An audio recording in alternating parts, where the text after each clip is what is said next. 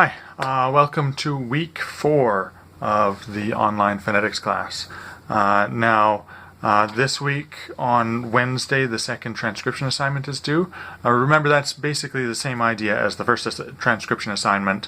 You're transcribing the sounds, which are also presented in text form, but remember it's the sounds that you transcribe, and try to pay attention to when phonetic processes might be applying across words. We have our second quiz on Friday. This is going to cover the general acoustics section as well as the vowel acoustics, which I hope you're deep into already this week. A few people noticed that the first lab assignment, they got 22% at first.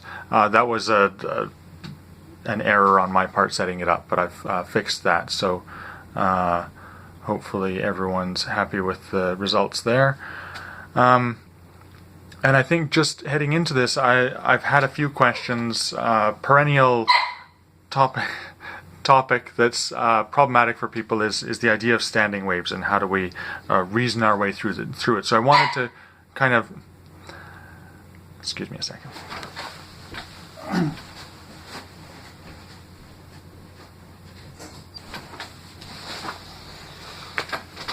Where was I?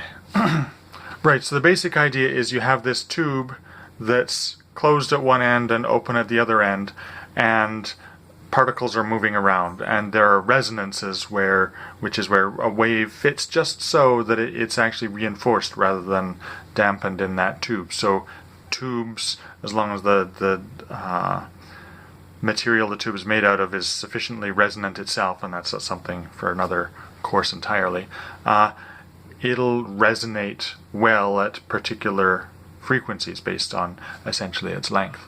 And that resonance means that you have a standing wave, and I'll link on this when I post this video. I'll give you the link to Dan Russell's page that has some nice visualizations about this.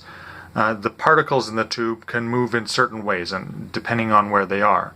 So particles right at the closed end of the tube, they can't remember. Sound is a longitudinal wave, so in the sound they want to move back and forth along the length of the tube.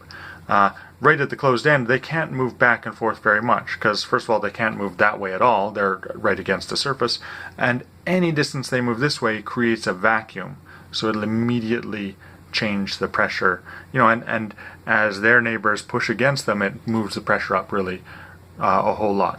Imagine if you're in the middle of a crowded room and people move around a lot, not a big deal. But if you're right up against the wall and the people next to you are moving around, you're getting squished, and then you're getting lonely, and then you're getting squished, and then you're getting, maybe not lonely, but you get the idea. High and low pressure happens. So at the closed end, that's where the pressure is moving up and down a lot in your standing wave. Whereas at the open end of the tube, right, those particles can move as much as they want. So they're like the person in the middle of the room.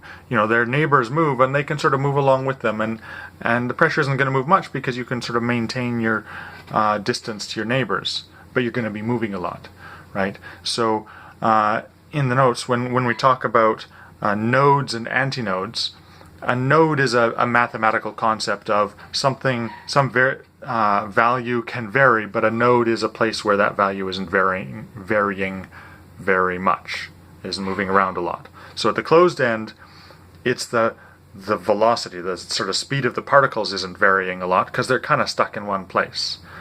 An antinode, mathematically, is a place where some value varies a lot, right? So pressure at that closed end is varying a lot. We have a pressure antinode and we have a velocity node.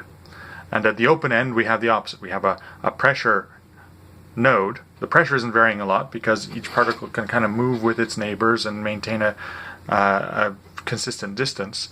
But velocity is varying a lot because in order to do that, the particle is zipping back and forth with the sound wave, right?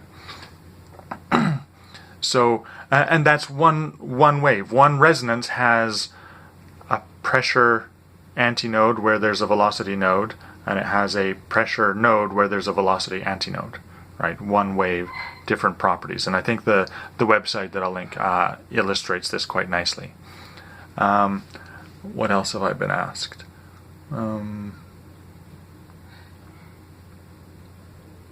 Yeah. So on this, remember, like the only real formula that I gave you is the relationship between the length of the tube, the speed of sound, and the frequency of different resonances. The first resonance, the second resonance, the third resonance. That's something that you should be able to calculate based on a uniform tube. And then for the deviations, where you have a constriction or a widening at a node or an antinode of a particular resonance, just know what direction that influences that resonance in. Does it move the resonance frequency up or move the resonance frequency down?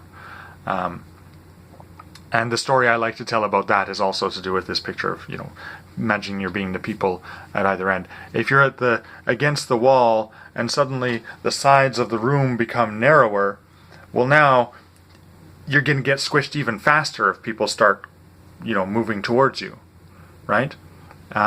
So that pressure is going to move up faster and move down faster, and so if you get a constriction there, that raises the frequency of that resonance.